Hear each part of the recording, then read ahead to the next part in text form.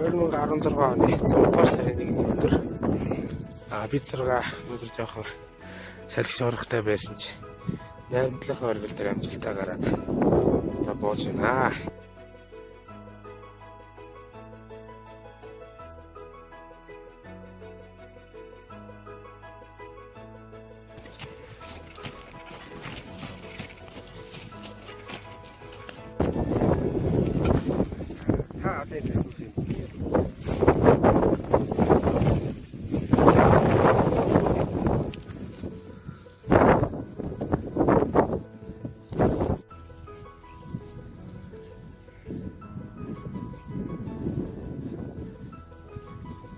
Манайд 2016 оны 6 дугаар сарын 2-ны өдөр манай сургуулаа бид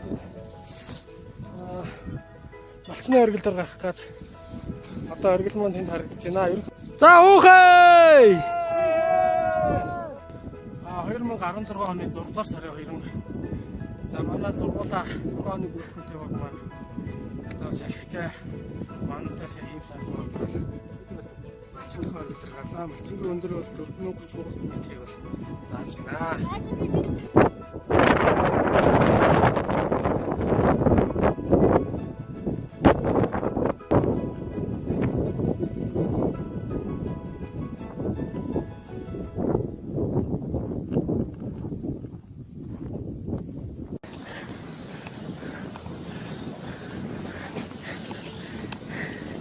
Янз юм байна.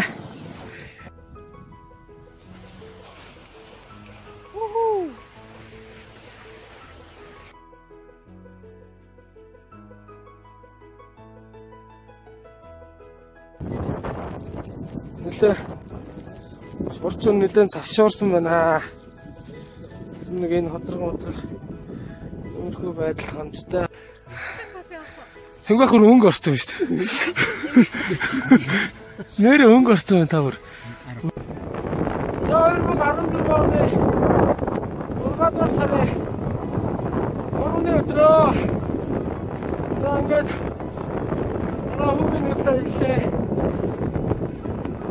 Уулын амралтай сүүлчийн уул бол хүүтний оргилоо ингээд Монгол улсынхаа хамгийн өндөр цэг Атад Авбамбогд хүүтний оргил дээр амжилтаа гарч ирлээ. За ингээ манай 6 багийн гишүү шинэхэн хамт гарлаа. Ингээд зөнгөө ахтаас баярлалаа.